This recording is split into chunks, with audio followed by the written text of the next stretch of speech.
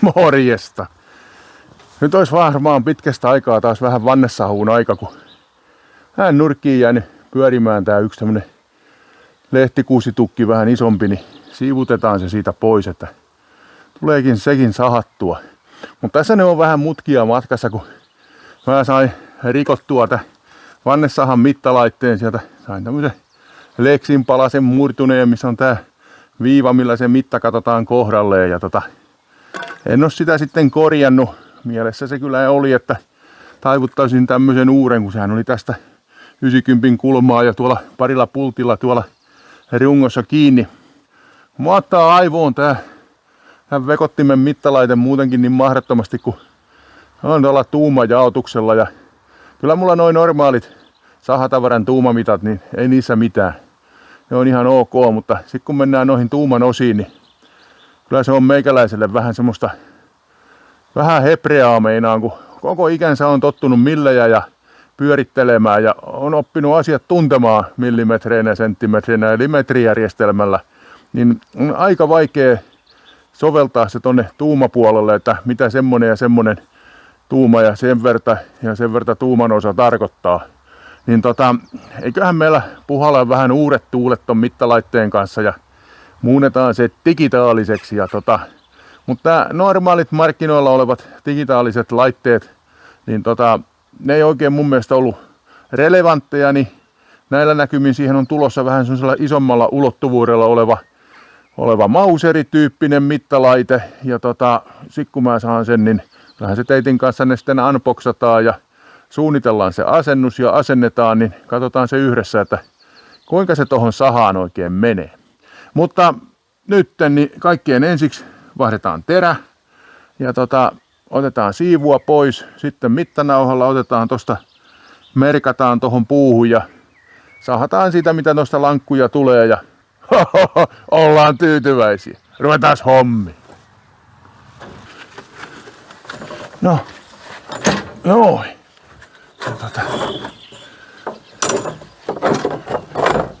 Tää lähtee terotukseen ja haritukseen tämä terä. Ja täytyy meitin pitää sellainen terotuspäivä. Mulla on rupea olemaan näitä useampia ja sitten meitin tarvitsee varmaan rakennella vielä sitä harituskonettakin päivänä eräänä, mutta ei ole tämän päivän asia.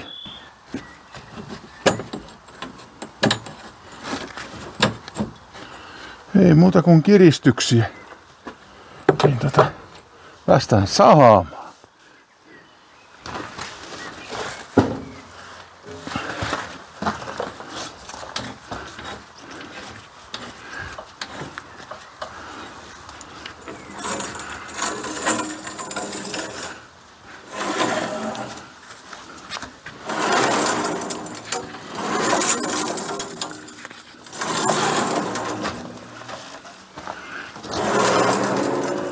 Joo, otetaan siihen vielä oikea kireys, niin tosta lähtee. Noin yksi kierros ja toinen kierros ja kolmas kierros ja neljäs kierros melkein. Se olisi siinä. Nyt vaan pistetään sähkö kiinni ja ruvetaan sahaamaan.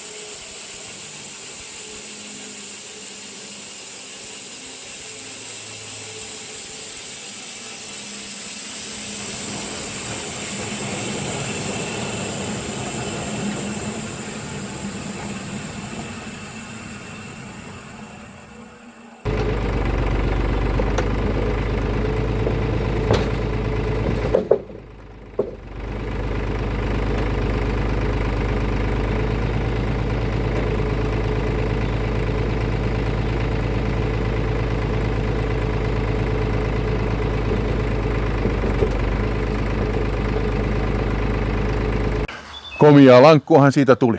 Kyllä tuo lehtikuusi hienoa kamaa on. Ei sille vaan voi mitään. Ja aika kivasti ne tästä läpitte meni, vaikka en sinne edes vettä syöttänyt. Ja ne pihkasia kyllä oli, että siitä olisi voinut hyötyä olla. Mutta mä luulen, että tulee taas semmoisiakin puita tässä ihan kohta sahulle, että täytyy toi vesisysteemi viritellä toimintaan. Mä en oikein ihan varma ole tästä magneettiventtiilistä, että onko se pelaa, mutta täytyy tässä teitin kanssa se selvittää. Ja jos se pelaa, niin täytyy sitten vunteerata, että pistääkö siihen manuaalihanaa vai mitä siihen rakentaa. Mutta hei, joku teistä katsojista, musta enää kuka, niin meinasi, että kun mulla ei näitä suojia tässä, että mikä siinä on syynä. No kyllähän siihen syynsä on. Mutta mä käyn mä tuun ihan kohta takaisin, niin mä näytän. No niin, kattokaa. Tässä se syy on, että joku on joskus, tätä mä oon jo korjannut vähän sen muistaakseni. Joo, tätä mä oon kolvannut täältä umpeen, mutta tämmöiset repaleiset nää on, että jollakin on tainnut joskus maailmassa sahan erillisistä omistajista niin vähän hamaa käydä. Että nämä on vähän tämmöiset. Tästäkin me näette, kun mä oon tosta kolvilla korjannut. Kun liekillähän näitä ei parane. Kun siihen tulee se paraffiini pintaan, niin siihen ei ota mikään, mutta ihan juotoskolvilla kun sulattaa ja nippusidehän on esimerkiksi hyvää lisäainetta tonne. Korjailu on aloitettu, mutta no, kun ei niitä siinä välttämättä tarvi, niin en ole sitten näitä pitemmälle tehnyt. Voisin tähän pintaankin vaikka jonkun liittää. Mutta hei, kyllä tässä sahassa on aika lailla kättenvoiteita ollut, että tää tässä mallissa on. Niin kuin varmaan olette huomannut, ja lisää tässä on tulossa kaiken näköisiä juttuja, niin kuin mä teitille sitä digitaalistakin puhuin. Mutta hei, tämmönet sahuu tällä kertaa, ja ensi kerralla taas uudet kujet. Se on morjesta!